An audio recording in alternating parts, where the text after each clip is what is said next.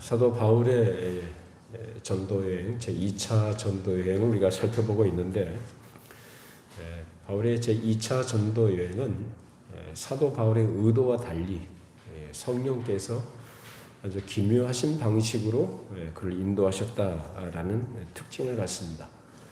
원래 애초부터 가졌던 그들의 의도는 바나바와 함께 이전에 세웠던 그런 교회들을 둘러보면서 성도들의 믿음을 점검해주고 그들을 좀 돈독하게 이렇게 해주고자 했었던 그런 의도를 갖고 있었지만, 바나바와 함께 둘이 또 이 갈등, 이 다툼 문제로 인해서 그들이 갈라지게 됐고, 결국은 처음에 의도하던 그런 길이 아닌 다른 길로 가게 됐습니다. 그래서 성령께서 이런 인간의 약점으로 인한 결함들이 있죠. 그리고 그 실수도 있고, 그리고 잘못도 있을 때에 그것으로 인해서 그 인생이나 또는 하나님의 계획이 포기되거나 실패하도록 내버려 두신 분이 아니라 오히려 그것을 넘어서시는 성령님의 그런 기묘하신 방식으로, 그리고 그 은혜와 능력으로 그 모든 길을 하나님의 계획 가운데서 그 뜻이 이루어지는 일을 위해서 또 그렇게 쓰시더라, 그 말입니다. 그래서 인간의 실수와 연약함들이 있고 결함이 있다 할지라도 그것으로 실패하거나 포기되도록 내버려 두지 않아요. 그 가운데서 오히려 선한 결과를 만들어내시는 것이 바로 성령님의 인도하심이다 라는 것을 우리는 그동안 살펴보았습니다.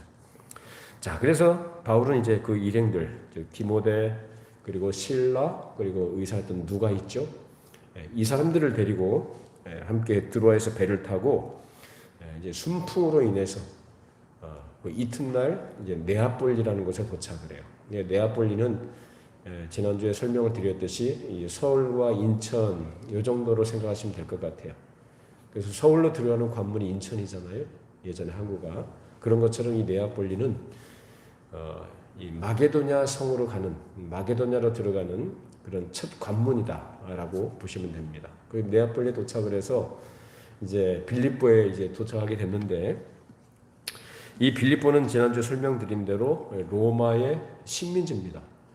그래서 당시 로마는 그 식민 정책을 어떻게 했냐면 로마 주민들을 그쪽으로 이주를 시켜요. 일부를 이주를 시켜서 그곳에 로마의 풍습, 문화적인 요소들을 갖다 심어 놓습니다. 그래서 이제 정치, 경제, 문화, 여기다 작은 로마를 거기 만드는 거죠. 그 점령지에다가. 그래서 거기를 중심으로 해서 로마 군대를 주둔시켜서 이제 무력으로 그걸 통제를 하면서 그걸 로마화하는 이러한 식민 정책을 시행을 했었습니다.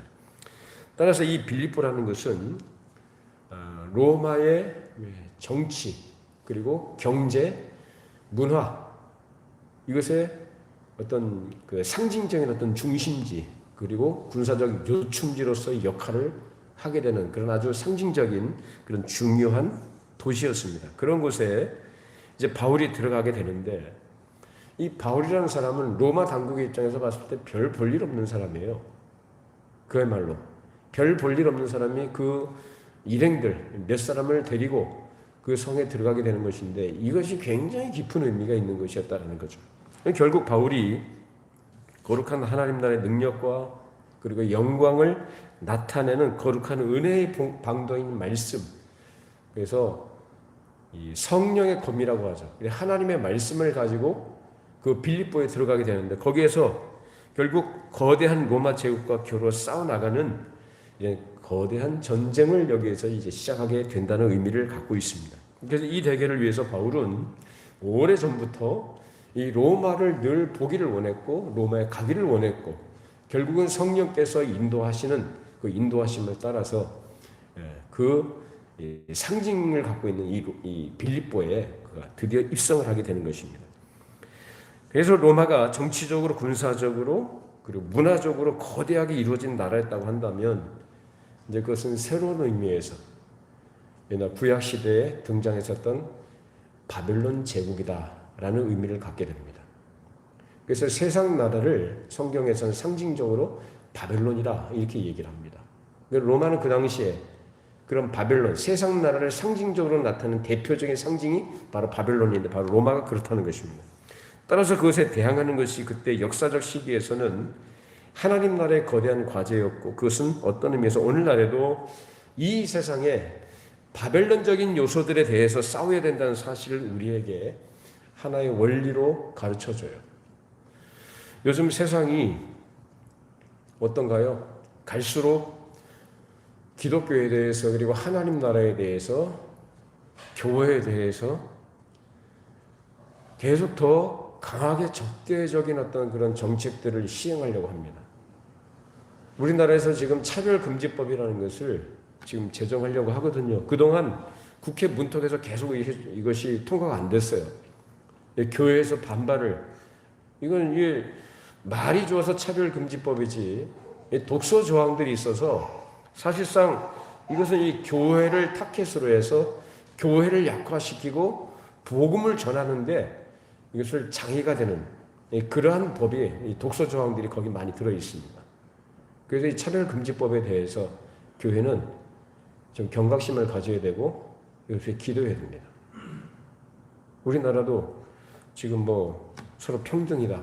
평등이라는 것은 참 좋은 말인데 이것도 참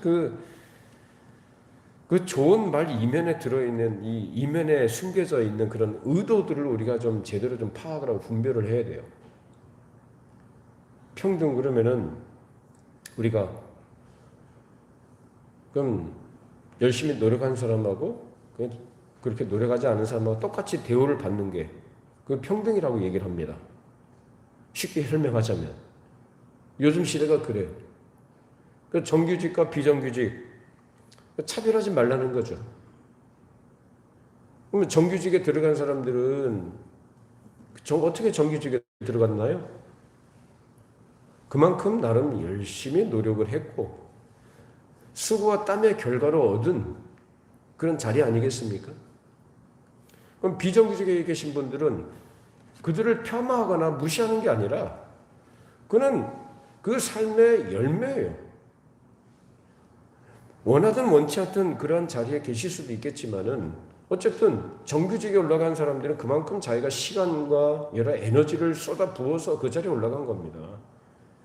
근데 그런 걸 평등이라는 것, 차별하지 말자는 그런 명분 하에서 똑같이 대우한다. 이것이 불공평한 것이죠, 오히려. 노력한 대로 힘쓰고 수고한 만큼 결과를 얻는 것이 공정한 것이죠. 어떻든 이러한 그 차별금지법이라든지 이런 여러 독소 조항들 이런 걸 여러분들이 좀 관심을 가지시고 이런 생각을 해보셔야 돼요. 그래서 세상이 교회를 향해서 얼마나 지금 그 활발하게 움직이고 있는지, 적대적인 그런 정책들, 교회를 제한하고 약화시키거나 이러한 시도들이 얼마나 있는지를 우리가 좀 관심을 가지고 살펴봐야 됩니다. 그래서 오늘날도 마찬가지라는 거죠. 옛날 로마 제국과 또 그 이전에 바벨론 제국이라는 것이 세상 나라를 상징하는 것이고 하나님 나라의 대척점에 있었다고 한다면 오늘날도 그러한 바벨론적인 요소들이 이 교회를 둘러싸고 있고 그 세상 그런 한가운데 교회가 존재하고 있다는 사실을 우리는 기억을 해야 되는 것입니다. 그렇기 때문에 바울은 그 당시 로마를 향해서 담대하게 칼을 빼들고 전진하는 그런 군사와 같이 지금 전진해 나가고 있는 것인데 참 말은 이렇게 우리가 지금 용감하게 하지만 그 모습이 얼마나 초라하고 보잘것없었겠습니까? 거대한 로마 제국의 그 위용 앞에서 말입니다. 그 미미했다는 것이죠. 바울, 실라, 디모데, 누가 이런 미미한 사람들이 사람들의 별다른 주목을 끌지 못하는 그런 사람들이었습니다마는 그들이 네아폴리에서 빌립보를 향해 들어가던 그 발걸음이 바로 하나님 나라의 깃발을 꽂기 시작하는 그러한 큰 전쟁의 시작이 되었던 것입니다. 그래서 바울이 걸어가는 그 걸음은 미미했지만 하나님 나라에서 볼 때 그것은 위대한 행진이었고 거룩한 능력의 상징이었던 것입니다. 그것을 바울이 빌립보서에서 그렇게 얘기를 하고 있어요. 자, 빌립보서 1장 3절 6절 말씀 읽어보십시다. 내가 너희를 생각할 때마다 나의 하나님께 감사하며 간구할 때마다 너희 무리를 위하여 기쁨으로 항상 간구함은 너희가 첫날부터 이제까지 복음을 위한 일에 참여하고 있기 때문이라. 너희 안에서 착한 일을 시작하신 이가 그리스도 예수의 날까지 이루실 줄을 우리는 확신하노라. 자, 사도 바울이 빌립보 교회 성도들에게 보낸 편지예요. 근데 여기서 뭐라고 얘기합니까? 내가 너희를 생각할 때마다 나의 하나님께 감사하며 간구할 때마다 너희 무리를 위하여 기쁨을 항상 간구한다. 그러면서 5절에 보니까 너희가 첫날부터라고 했죠. 이 첫날부터는, 이 첫날이라는 것은 언제냐? 바울이 이 빌립보에 도착을 해서 복음을 처음에 전파했을 그때를 얘기한 겁니다. 그 첫날부터 처음으로 거기에 그리스도의 말씀을 전하기 시작한 그날 이래로 이 빌립보에는 사도 바울이 가장 사랑하고 정말로 가장 귀히 여기는 그런 거룩한 빌립보 교회가 거기 세워졌다는 것입니다. 이것이 여러분 굉장히 상징적인, 승리의 상징적인 의미가 있는 일이었습니다. 예? 이 빌립보라는 것이 어떤 것이었지 제가 장황하게 여러 번 설명을 드린 이유가 있어요. 그러니까 빌립보 그럼 우리 단순하게 로마의 심리 이 정도만 생각하실 게 아니라 이것이 얼마나 거대한 로마의 위용을 드러내고 거대한 제국의 위상을 나타내는 곳인가라는 거예요. 이게 세상 나라라 그 말입니다. 근데 거기에 누가 들어갔어요? 하나님의 말씀을 든 종이 그 세상 나라의 중심부에 들어가는 거예요. 거기서 뭐가 세워졌다고요? 교회가 세워졌다고요. 무엇으로 인해서요? 무력으로요? 아니요. 무엇으로? 하나님의 말씀을 전하니까 거기에서 이제 빌립보 교회가 거기서 태동해가지고 세워지게 됐다는 것이죠. 자, 또 한 군데 보십시다. 빌립보서 4장 15절 말씀 읽어보시죠. 빌립보 사람들아 너희도 알거니와 복음의 시초에 내가 마게도냐를 떠날 때에 주고받는 데 일에 참여한 교회가 너희 외에 아무도 없었느니라. 자, 바울이 빌립보에서 복음을 전할 때 처음으로 전한 그때에 그 거대한 원정에 빌립보 교회가 참여해 주었다라는 것입니다. 실제로 사도 바울이 로마 감옥에 갇혔을 때에도 이 빌립보 교회가 여러 물심양면으로 그야말로 바울을 위해서 도와주고 위로해주고 그렇게 했습니다. 이것은 그야말로 위대한 성공과 거대한 승리의 실마리가 이 빌립보에서 생겨났다는 것을 우리에게 보여주는 것인데, 근데 이런 성공의 실마리와 더불어서 같이 등장하는 것이 뭐냐 하면 그 성공을 방해하고 시기하는 세력이 있다 이 말이에요. 그것이 누굽니까? 마귀죠. 하나님의 나라가 진행이 되고 하나님의 나라가 전파되고 세워져가는, 이루어져가는 이 일을 대적하는 것이 바로 마귀입니다. 그것은 언제나 마찬가지예요. 그때도 그랬고 그 이후에도 그랬고 오늘도 마찬가지고 앞으로도 그럴 것입니다. 주님께서 오시는 그날까지 이 마귀는 쉬지 않고 이 복음을 방해하고 하나님 나라를 회방하는 그 일들을 할 것이며, 그리고 그놈은 언제나 호시탐탐 교회를 엿보고 이런저런 방법으로 성도들과 교회를 공격해 옵니다. 이제 전쟁이 시작이 되는 거죠. 자, 그런데 그 전쟁이 시작되는데 거기에서 하나님께서 이 바울에게 원군을, 아주 강력한 원군을 하나님께서 붙여주십니다. 그 원군이 누굽니까? 루디아예요. 뭐 100만 대군 그러니까 무슨 많은 사람들 얘기할 것 같지만 그렇지 않아요. 근데 100만 대군과 같은 그런 든든한 원군을 하나님께서 붙여주시는 그 사람이 루디아입니다. 바울이 강가에 있는 여자들 모여있는 곳에 갔어요. 그 여자들만 모이는 곳에 바울이 간다? 바울은 바리새인이었어요. 그 바리새인이 무슨 기도했다고 그랬죠? 날마다 기도하는 내용이 있다고 그랬죠? 자기가 이방인이 아닌 거 감사하고 또 복음서에 있는 것처럼 자기가 세리가 아닌 것을 감사하고, 또 하나 중요한 게 뭔지 아세요? 자기가 여자가 아닌 것을 감사해요. 그만큼 유대사회에서 여자의 위치는 대접을 못 받았어요. 하나님을 경외하고 섬긴다고 하는 열심을 가진 바리새인마저도 그 머릿속에 뭐가 들어있느냐? 여자는 우리보다 못하다. 그래서 여자를 어떻게 취급했느냐? 이방인보다는 조금 나은 존재, 그러나 남자들보다는 못한 존재로 취급을 했어요. 그런 사람이 바울이었어요. 근데 그 여자들한테 가까이 간다는 것은 생각도 못할 일이죠. 근데 바울이 완전히 변화된 사람이죠. 그 여자들이 강가에 모여있는데 거기 가가지고 같이 기도하고 성경을 풀어서 복음을 전했습니다. 그때 이 루디아의 마음을 주께서 열어서 바울의 말을 듣고 믿고 따르게 하셨다라는 것입니다. 그뿐만 아니라 자기가 세례를 받고 자기 집을 세례를 받고 나서 자기의 집을 사도 바울에게 유숙할 곳으로 내주어서 그들로 하여금 편히 쉬고 안식하면서 복음을 전하러 활동할 수 있도록 거점을 제공해 주었어요. 이후로 이제 그 거점을 이제 기반으로 해서 이제 바울은 이제 활발한 싸움을 시작하게 됩니다. 그 이후의 역사를 보면 로마 제국의 찬란한 깃발은 점차적으로 쓰러져 가고, 반면 하나님 나라의 큰 광명이라는 것은 아침 해가 떠오르듯이 점점점 강력하게 빛나서 결국 세계 역사를 뒤집어 놓는 놀라운 사실이 발생하게 될 것인데, 이제 그 사실이 여기에서 하나씩 하나씩 움트기 시작하는 겁니다. 그 시작은 대단히 미미해 보이지만 바울을 통해서 일하시는 하나님의 능력이 그런 놀라운 역사를 만들어낼 것입니다. 이 사실은 역사가 증명하고 있고 오늘날 우리가 경험하고 있고 우리가 소유하고 있는 사실인 줄로 믿습니다. 그것을 사도 바울이 구약 성경에서 이 다니엘서에서 그걸 기록하고 있는데, 자, 다니엘서 2장 31절 35절 읽어보십시다. 왕이여, 왕이 한 큰 신상을 보셨나이다. 그 신상이 왕이 앞에 섰는데 크고 광채가 매우 찬란하며 그 모양이 심히 두려우니 그 우상의 머리는 순금이요 가슴과 두 팔은 은이요 배와 널쩍다리는 노시요 그 종아리는 쇠요 그 발은 얼마는 쇠요 얼마는 진흙이었나이다.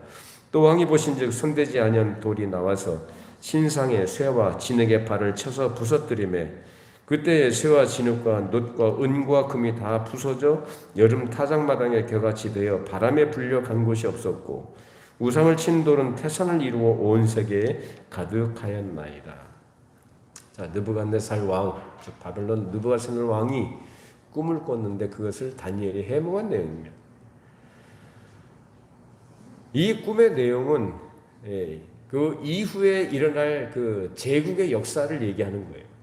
그 제국의 역사를 얘기하는데 결국은 뭐냐면은 세상의 거대한 제국의 눈으로 볼 때 하나님 나라라는 것은 어찌 보면 작은 돌덩이에 불과해요.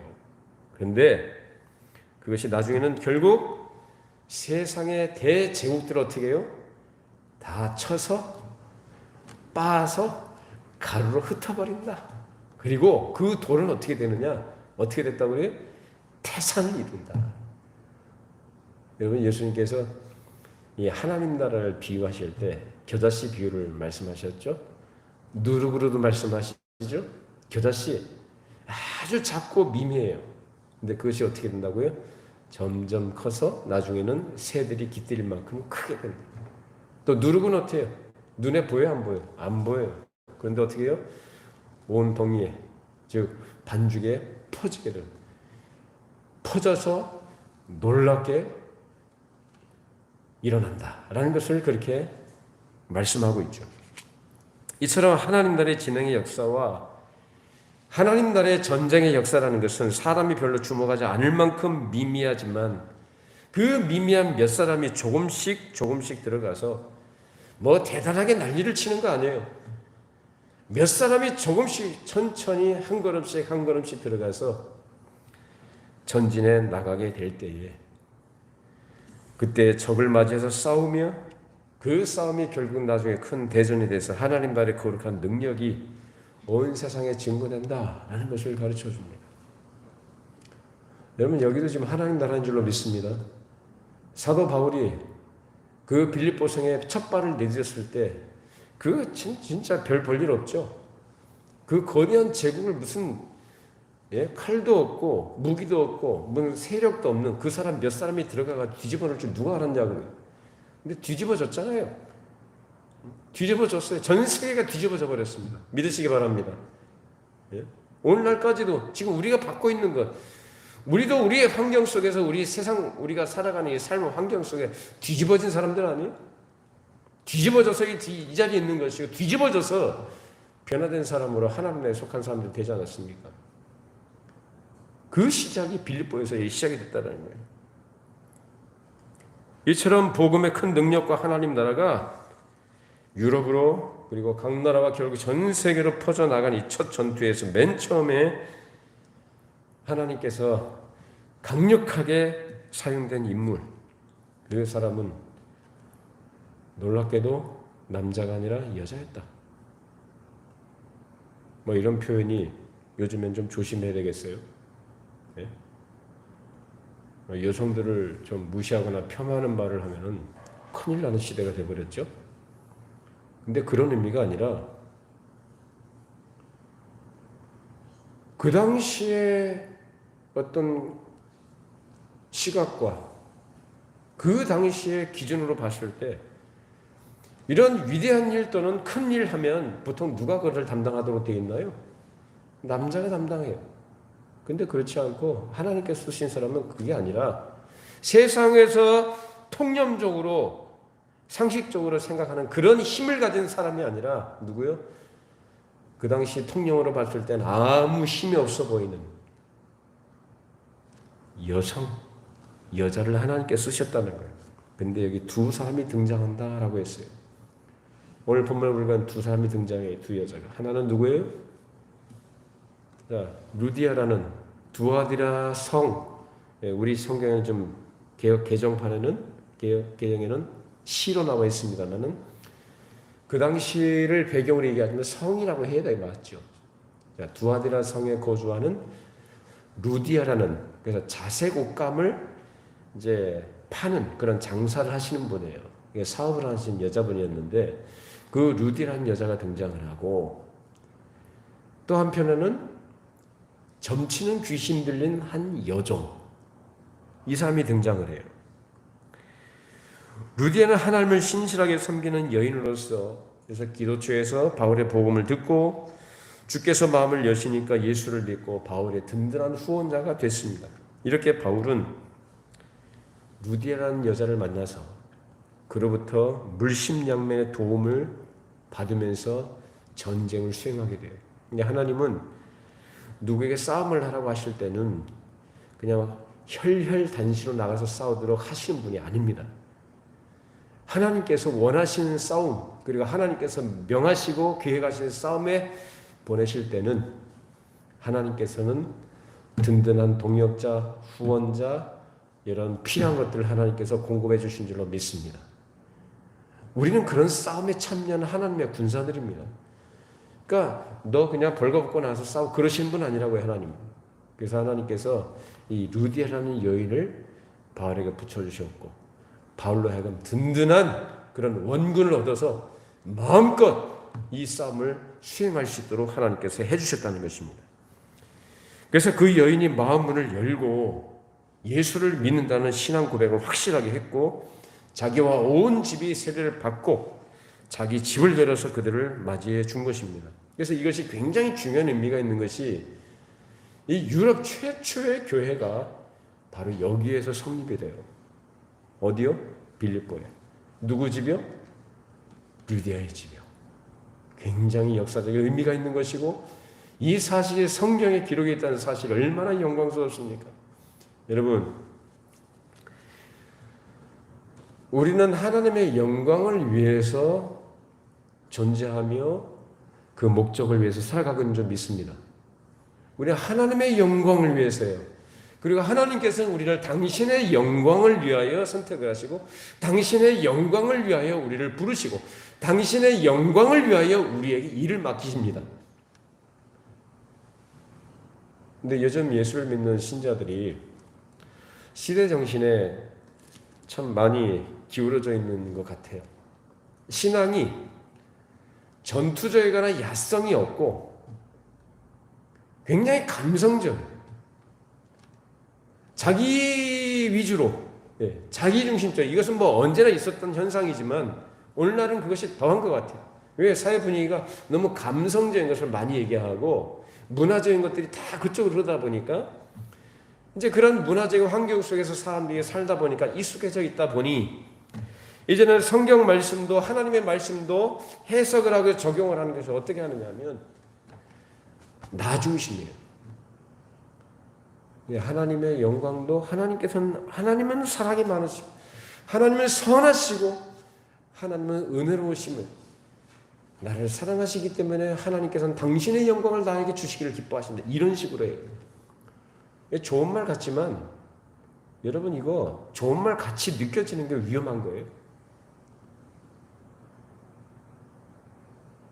우리는 하나님의 영광을 생각하지도 못하는 그런 처지에 있던 자들인데 그 하나님의 영광을 위하여 부르심을 받은 것 자체가 우리에게 영광인 줄로 믿습니다. 죄인된 자리에서 멸망의 자리에서 구원받은 하나님의 백성으로 그 나라에 속한 사람이 된 것 자체가 이미 우리에게 그것이 영광인 줄로 믿습니다. 그것에 감사해서 그 은혜가 너무나 놀랍기 때문에 우리가 부족하지만 보잘것없지만 나 같은 것을 하나님께서 그렇게 사랑해 주시고 그렇게 영광에 참여해 주셨기 때문에 이제 내 온 마음을 다해서 내 인생을 다해서 내 삶을 다 하나님 앞에 드리며 그 영광을 드러내며 살기를 원합니다 하는 것이 정당한 우리의 마음의 태도가 되어야 되는 것이고 삶의 내용이 되어야 되는 거예요.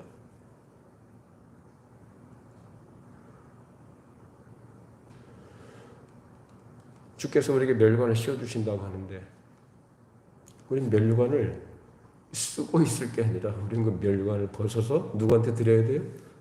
주 앞에 드려야 되는 거예요. 그게 성경이 가르치는 거예요. 그러니까 은혜를 아는 자고 하나님의 영광이 무엇인지를 아는 사람의 태도예요.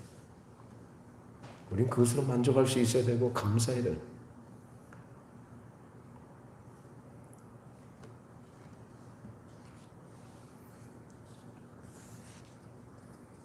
루디아는 그런 하나님의 영광에 참여한 자로서 그래서 하나님께서 보내신 종 사도 바울을 전폭적으로 신뢰하고 그를 지지해주고 그가 복음사역을 마음껏 펼쳐나갈 수 있도록 위대한 싸움을 싸고 나갈 수 있도록 든든한 지원자가 되어준 것입니다. 이처럼 빌립보 교회는 복음의 시초부터 바울의 적극적인 협력자로서 특별히 물질적인 문제에 참여해서 하나님의 나라가 진행된 일을 도와주었습니다. 그 효시적 인물이 루디아였습니다. 그 여인이 맨 처음에 마음을 열고 자기 집을 열어서 자기에게 있는 재물로서 사도 바울을 섬기고 지지하는 일을 해나간 것입니다. 그런 적극적인 도움과 지지가 있었기 때문에 이 전쟁에서 승리해 나가게 된 거예요. 하나님은 이렇게 일하신 줄로 믿습니다. 그 루디아가 했다는 것이 아니라 하나님께서 일하시는 그런 쓰시는 도구로서 그렇게 쓰임받았던 거예요. 그래서 하나님 나라의 거룩한 열매와 역사에 그가 바친 모든 일들은 그리고 또 하나는 하나님께서 모든 것을 주시지만 또 그렇게 하도록 하나님께 쓰시지만 그렇게 한 것을 또한 하나님께서는 또 인정해 주시는 거예요. 그 모든 일들이 하늘나라에 크게 축적되었던 것입니다. 이런 일도 예수님께서 미리 말씀하셨었죠. 마태복음 6장 19절 20절 읽어보십시다. 너희를 위하여 보물을 땅에 쌓아두지 말라. 거기는 좀과 동록이 해하며 도둑이 구멍을 뚫고 도둑질하느니라. 오직 너희를 위하여 보물을 하늘에 쌓아두라. 거기는 좀이나 동록이 해하지 못하며 도둑이 구멍을 뚫지도 못하고 도둑질도 못하니라. 보물을 땅에 쌓아두지 말고 어디에요? 하늘에 쌓아두라. 이 말씀처럼 루디아는 자기가 그 장사하는 거 여러분 장사하는 거 쉽지 않죠. 장사해 보신 분들은 아실 거예요. 사람을 상대하는 게 얼마나 피곤하고 어려운 일입니까? 그것도 한두 사람이 아니라 여러 사람 별의별 사람들을 다 만나지 않습니까? 그 사람들이 자기 주머니에 있는 돈을 내주기를 좋아해요? 싫어해요? 싫어해요. 그만큼 돈이라는 것은 벌기 힘든 것이고 그만큼 귀한 거예요. 그렇기 때문에 돈을 안 내주려고 합니다. 그 안 내주려고 하는 사람의 주머니에 돈을 끄집어내는 것이 바로 장사거든요. 그러니까 얼마나 힘들어요. 그러니까 루디아가 그런 장사를 하면서 또 먼 길을 오가면서 얼마나 고단한 그런 삶을 살았겠어요? 그렇게 힘들게 벌어서 그게 돈을 벌었는데 그 번 돈을 가지고 하나님의 영광을 위해서 아주 기꺼이 사용한 것입니다. 이것이 루디아에 대한 중요한 기록이에요. 얼마나 가치 있겠습니까? 이처럼 하나님께서는 하나님께로부터 받은 은사와 물질을 하나님 나라와 영광을 위해서 적극적으로 참여하고 애를 쓰는 이들을 통해서 일하시고 당신의 역사를 이뤄나가시는 거예요. 우리 모두가 이러한 일에 하나님께서 부르시고 또 그런 일에 쓰시는 하나님의 종들인 줄로 믿습니다. 마음껏 하나님께 쓰시도록 하나님께서 원하시는 대로 하나님께서 기뻐하시는 일에 우리가 시간이든지 물질이든지 기회든지 하나님께서 주시면 그렇게 하나님께 드리는 우리 모두가 되기를 바랍니다. 다음에 우리가 중요하게 보아야 될 문제는 이제 전쟁인데, 자, 바울이 복음의 거점을 마련하고 이제 하나님께서 이제 너 나가서 싸워라 이렇게 말씀하신 거예요. 그 싸움을 근데 누가 먼저 걸었느냐? 사탄이 먼저 걸었어요. 이제 그 성에 들어온 걸 누가 알았어요? 자, 하나님이 아셨죠. 로마 당국은 몰라요. 근데 하나님은 아시고 또 누가 알아요? 마귀가 안 거죠. 싸움을 걸기 시작하는데 우리 여기서요, 언제나 이 사단이 싸움을 걸어오는 방식은 두 가지라는 걸 기억하셔야 됩니다. 첫 번째 뭐냐면은 처음부터 맹공격을 하지 않아요. 사단은 얼마나 교활한지 모릅니다. 동맹하자, 연합을 하자, 같이 하자, 이렇게 접근해요. 본문에 그게 나오는 거예요. 그 풀어서 제가 좀 간단하게 설명을 드릴게요. 이따가. 처음에는 동맹을 제안을 해요. 같이 함께 하자, 내가 함께 하겠다, 이런 식으로 접근을 합니다. 자, 그런데 그에 성공하지 못할 때에는 완전히 돌변합니다. 완전히 돌변해서 이제는 아주 잔인무도하고 이제 피를 보면서까지 아주 악한 일을 이제 저지르면서 공격을 해옵니다. 아주 파괴적인 방식으로 나타나게 되는데 이 두 사실이 오늘 우리가 읽은 본문 가운데 이제 다 있습니다. 자, 여기 하나님의 능력 있는 그릇으로 쓰임 받는 루디아가 한쪽에 있다면 이제 한쪽에는 마귀가 쓰는 그러한 도구로서 한 여인이 등장을 해요. 자, 사도행전 16장 16절 21절까지 읽어보시죠. 우리가 기도하는 곳에 가다가 점치는 귀신 들린 여종 하나를 만나니 점으로 그 주인들에게 큰 이익을 주는 자라. 그가 바울과 우리를 따라와 소리질러 이르되 이 사람들은 지극히 높은 하나님의 종으로서 구원의 길을 너희에게 전하는 자라 하며 이같이 여러 날을 하는지라. 바울이 심히 괴로워하여 돌이켜 그 귀신에게 이르되 예수 그리스도의 이름으로 내가 내게 명하노니 그에게서 나오라 하니 귀신이 즉시 나오니라. 여종의 주인들은 자기 수익의 소망이 끊어진 것을 보고 바울과 실라를 붙잡아 장터로 관리들에게 끌어갔다가 상관들 앞에 데리고 가서 말하되 이 사람들이 유대인인데 우리 성을 심히 요란하게 하여 로마 사람인 우리가 받지도 못하고 행하지도 못할 풍성을 전한다 하거늘. 자, 점치는 귀신 들려서 자기 주인들에게 큰 이익을 안겨주는 여자가 등장해요. 근데 여기 보면은 주인들이라고 복수가 나오죠. 주인이 아니라 주인들이라고 한 것을 보면 이 귀신 들린 여자 하나로 인하여서 여러 사람이 이익을 보고 있었다는 얘기입니다. 돈을 많이 벌어준 모양입니다. 점치는 귀신이라고 했어요. 여러분 점치는 거 좋아하지 마세요. 예? 뭐 사주, 뭐 관상, 뭐 점치는 거 이런 거 있잖아요. 요새는 뭐 모바일로도 하더라고요. 그 재미삼아라도 하지 마세요. 그런 거. 귀신이 장난하는 겁니다. 이 점치는 귀신이 돈을 많이 벌게 해준 것 같아요. 그러니까 이 사람이 이 돈 버는 일에 이 돈의 정신이 팔리잖아요. 돈의 정신을 빼앗기게 되면은 그게 불의한 것인지 그게 악한 것인지 그게 사악한 일에 의해서 생겨난 것인지 개의치 않습니다. 어쨌든 아무래도 좋다. 돈만 벌면 되는 거예요. 세상 사람들이 그렇습니다. 이게 불의한 것인지 선한 것인지 하나님께서 원하시는 방법인지 그런 거 신경 안 쓰잖아요. 근데 교회 다니는 사람들이 그런 사람들도 많아요. 여러분 돈을 버실 때 정당하게 버시기 바랍니다. 정당한 방법으로 내가 다른 사람보다도 좀 몇 푼 좀 덜 얻더라도 정직하게 버는 게 좋습니다. 깨끗하게 여러분이 버셔서 그걸 가지고 하나님께 헌금하세요. 근데 세상 사람들은 그런 게 없어요.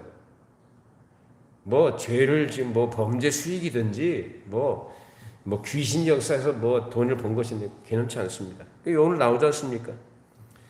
그런 사람들이 바울에 의해서 귀신이 쫓겨나니까 이제 수익이 끊어진 거예요. 이 점을 못 치잖아요. 그러니까 또 수익이 끊어진 이익이 없어진 거예요. 그러니까 들고 일어나서 하는 말이 무슨 말이냐면 왜 쓸데없는 짓을 하냐 이거. 왜? 멀쩡하게 돈 잘 벌고 있는데 왜 이걸 방해하느냐라는 거예요.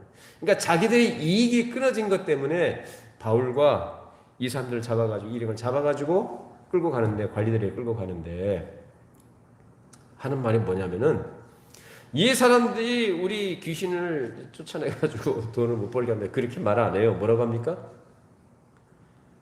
한마디로 우리 조용한 데 와가지고 우리 잘 살고 있는 데 와가지고 소란스럽게 하고 로마 사람인 우리 즉 이 성에서 로마의 절대 권력과 로마적인 특색이 드러나야 할 이곳에서 우리가 그것을 받지 못할 이상한 말을 하고 돌아다닌다. 소란스럽게 한다는 거예요. 한마디로 치안을 방해한다. 그런 식으로 고발을 한 겁니다. 이제 로마의 중심부에서 이제 피할 수 없는 싸움이 여기서 이제 본격적으로 시작이 된 거예요. 자, 그러면 귀신이 처음부터 그렇게 공격적으로 덤벼들고 그랬느냐? 그렇지 않습니다. 다시 봅시다. 자, 아까 읽었던 16장 17절 18절 읽어보시죠.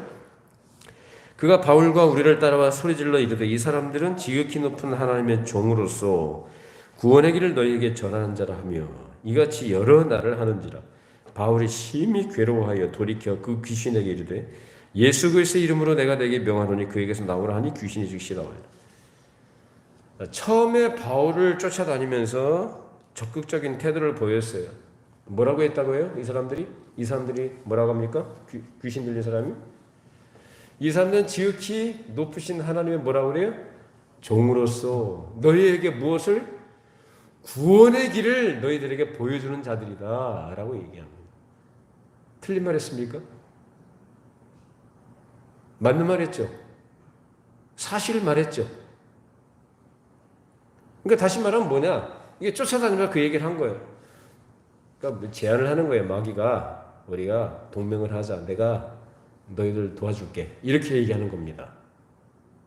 내가 가면서 내가 나팔을 불면서 당신들을 소개해 줄 테니까 당신들은 마음껏 말씀을 전하라. 이런 식으로 지금 하자는 얘기예요. 이게 바로 동맹, 연합을 제안하는 그런 마귀의 수법입니다. 자, 어쨌든 그러면 얼핏 보면은 이것은 같이 뭐 일을 도와주는 것이고 우리식으로 얘기하자면 전도해 주겠다는데 네? 하루 이틀도 아니고 여러 날 그랬다고 하잖아요. 뭐 이렇게 열심히 누구도 도와주는 사람 없는데 빌립보에 누가 있어요? 도와주는 사람 하나도 없잖아요. 예? 루디아 이제 갓 믿고 나온 사람 얘는 없어요. 도와주겠다는데 뭐가 나쁘냐? 전도해 주겠다는데 뭐가 나쁘냐? 근데 바울이 이걸 받았어요? 안 받았어요. 왜요? 심히 괴로워했다. 아주 혐오했다는 거예요. 혐오스러워했다. 아주 역겹다 이거예요. 그래서 귀신 쫓아내버린 거예요. 아무리 맞는 말을 하고 하나님 편에 서인 것 같은 그러한 뉘앙스로 사실을 말한다 해도 하나님 나라의 거룩한 진리를 전파하고 그 영광을 전파하는 특권과 그 은혜의 경영은 하나님께서 오직 그 자녀들에게만 허락하신 겁니다. 진리에 속한 사람 외에는 진리를 전파하거나 그것을 권하지 못하는 겁니다.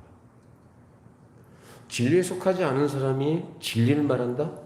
여러분 어떻게 생각하겠어요? 역겹죠. 제가 아는 분 중에 한 분이 그런 분이 계세요. 그분은 예수 안 믿어요. 안 믿는데 저한테 아주 고상한 글을 보내주셔요. 처음엔 좀 보다가 그래도 아유 참 기특하다 싶어서 보다가 아예 보지도 않습니다. 그런 걸 보내주려면 자기가 그 말씀에 속한 자로서 말씀을 알고 말씀을 이해하고 말씀을 믿고 고백하는 마음으로 보내줘야지. 어디서 누가 보내준 거 퍼다가 복사해가지고 나한테 보내주는데 아주 기분 나빠요. 바울의 기분을 제가 좀 이해를 할 것 같아요.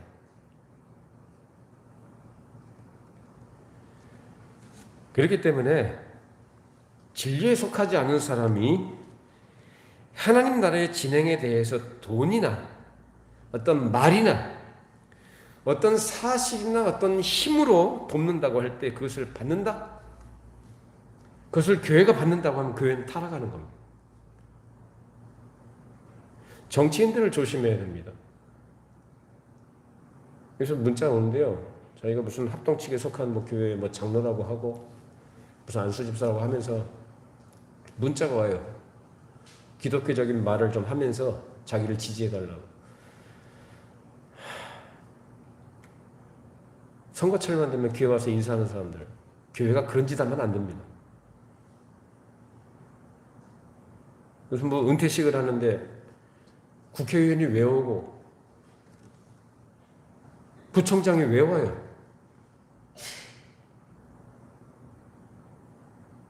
무슨 세를 과시하는 겁니까? 세상의 힘을 아는 사람들 동원해가지고 무슨 세를 과시하는 겁니다. 정말 화가 나더라고요. 그 거룩한 예배라고 하면서 그 사람들 나와서 인사만 하고 말이에요.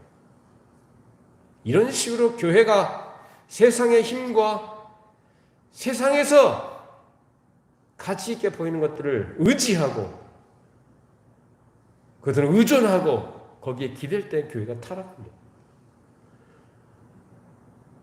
그건 역사를 통해서 우리가 뼈저리게 그것을 교훈을 얻었고 우리는 그걸 알고 있어요. 그래도 주의해야 돼요. 교회는 그런 데 아니에요. 그러면 하나님의 말씀을 전파하고 진리를 선포하고 진리를 전달하는 특권도 진리에 속해 있는 사람이 갖고 있는 것뿐이지 마귀와 같이 사악하고 거짓된 종속분장할 수 있는 일들이 아닌 것입니다. 그렇기 때문에 그런 자들과 협력하거나 타협하거나 연합하지 말고 단호하게 거부하고 잘라버려야 돼요. 이처럼 마귀는 처음에는 동맹을 요구하고 협력을 하자고 했지만 결국은 바울이 두말하지 않고 냉정하게 거절하고 귀신을 쫓아내버렸습니다. 이것이 우리가 가져야 될 중요한 태도입니다. 그런데 이제 문제가 발생합니다.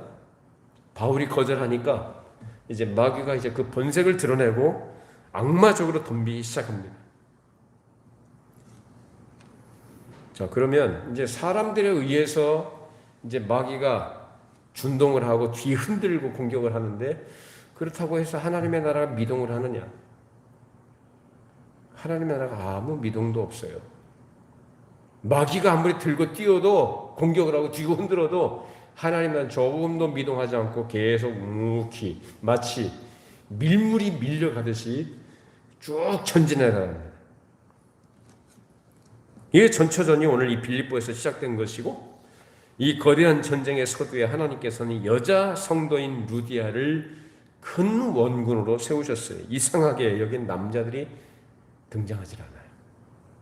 한 사람 바울과 그 일행뿐이고 나머지는 전혀 남자들은 한 사람도 등장하지 않습니다. 이 사실이 우리에게 뭘 가르쳐주며 우리에게 무슨 위로를 줄까요? 우리가 어떤 위로를 여기서 얻어야 되겠습니까? 하나님께서 누구를 쓰시든지 그리스도 안에서는 남자든 여자든 부자나 가난한 자나 배운 자나 못 배운 자나 자유자나 종이나 구별이 없이 오직 주의 뜻대로 주께서 쓰시는 그 사람이 주의 종인 줄로 믿습니다. 세상은 그렇지 않죠. 세상은 어떻게 해요? 돈 많은 사람, 그죠? 좀 있어 보이고 힘 있는 사람, 권력 있는 사람, 네, 이런 사람들을 교회에서 장로로 세워서 또는 교회 일꾼으로 세워서 어떤 역할을 맡기고 정치적으로 이런저런 이러리라 하도록 해서 어떤 유익을 얻고 그들에게 기대어서 어떤 도움을 받으려고 하는 이런 일들을 하게 되면 교회가 타락하는, 교회는 그런 데 아닙니다. 그런 사람들을 통해서 그런 사람들과 함께하면 일이 잘 될 것 같고 하나님의 나라가 증거되고 하나님의 나라가 일이 사업이 잘 될 것 같죠. 그게 누구를 의지하는 거예요? 세상 의지하는 거고 사람 의지하는 거예요. 거기는 하나님 나라가 세워진 일이 없어요.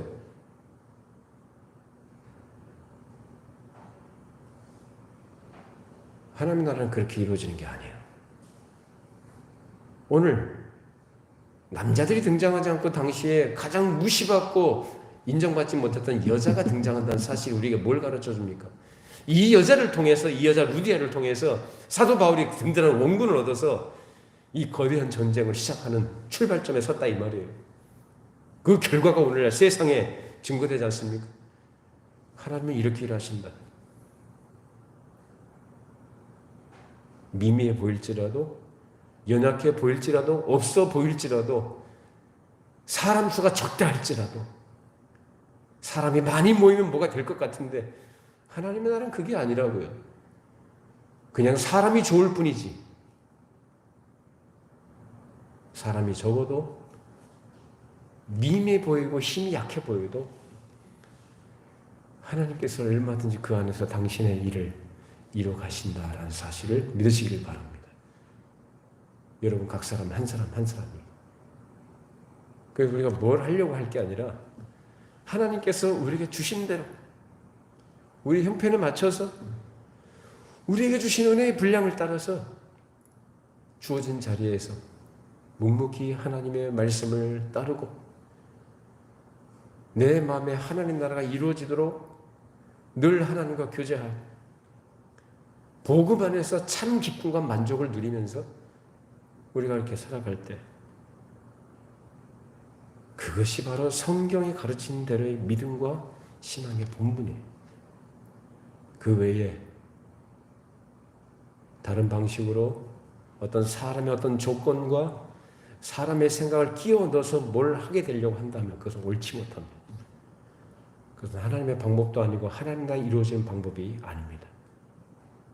오늘 말씀 생각하시면서 하나님께서 우리에게 주신 대로 우리에게 주신 은혜를 따라 주를 신실하게 섬기고 정직하게 주를 따르고 의지하고 주어진 자리에서 하나님 말씀에 충성하는 여러분 우리 교회가 되기를 바랍니다.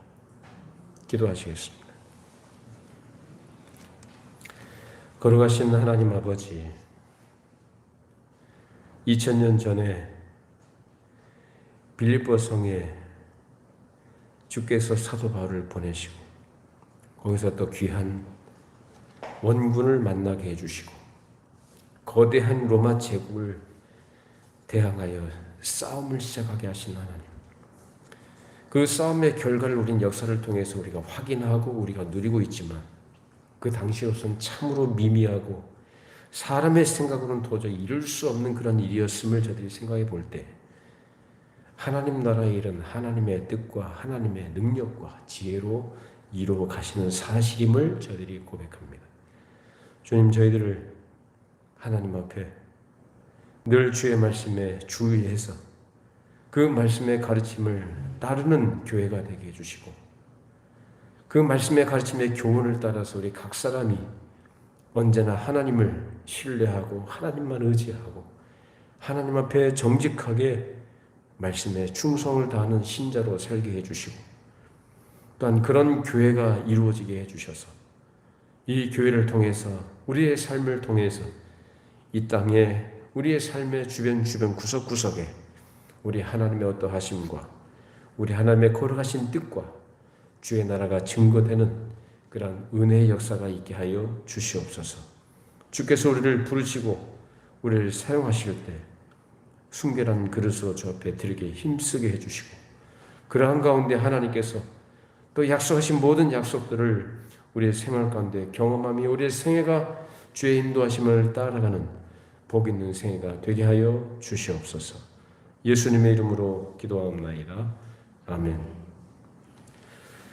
제 자리에서 일어나시겠습니다. 635장 작성되겠습니다.